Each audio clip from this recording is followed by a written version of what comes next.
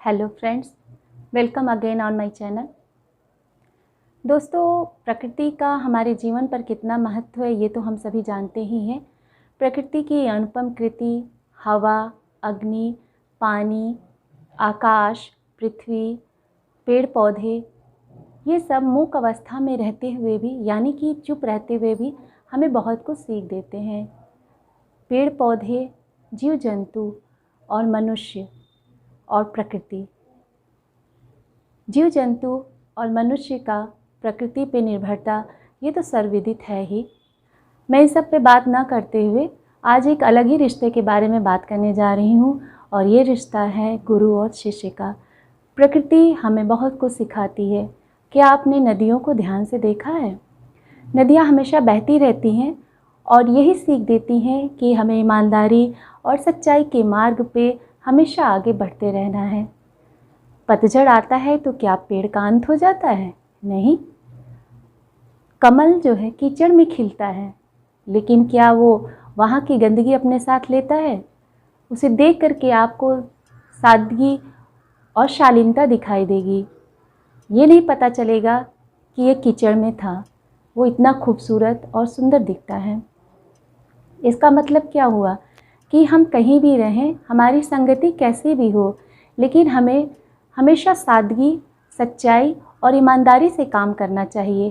छल कपट से दूर रहना चाहिए। पानी क्या जाति धर्म देख करके प्यास बुझाता है? उसके लिए सब कोई मायने नहीं रखता कि आप किस जाति के हैं। उसका सिर्फ एक धर्म है, आपकी प्यास बुझाना। रात के बाद सवेरा आता ही है।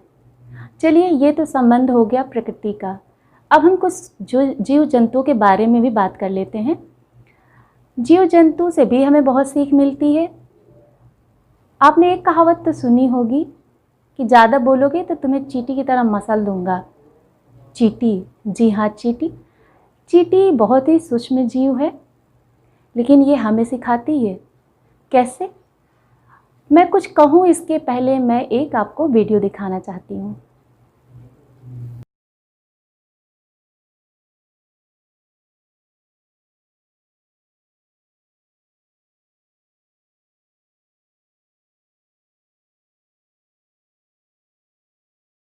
आपने गौर किया?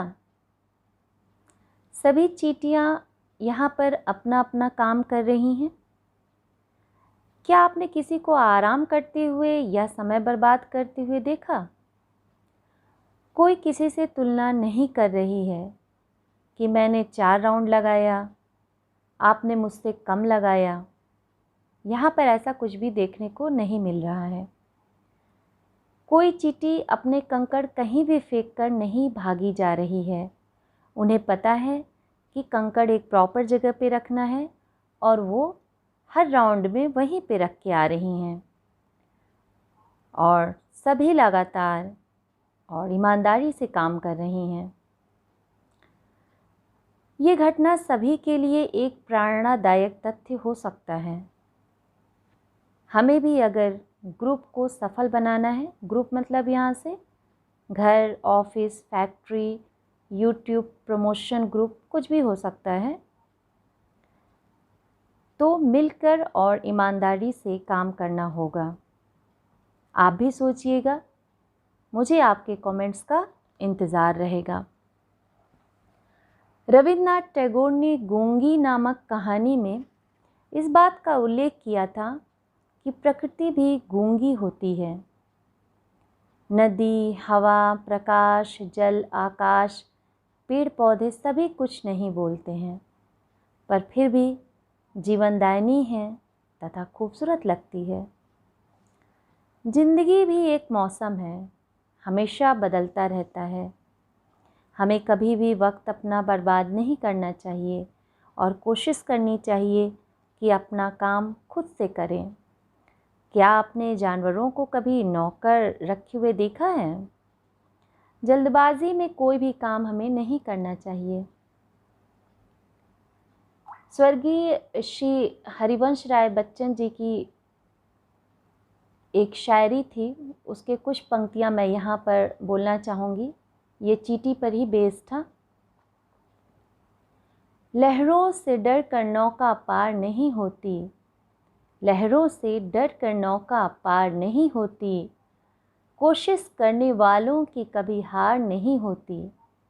नन्ही चींटी जब दाना लेकर चलती है, चढ़ती दीवारों पर 100 बार फिसलती है। मन का साहस रगों में हिम्मत भरता है, चढ़कर गिरना, गिरकर चढ़ना न खरता है।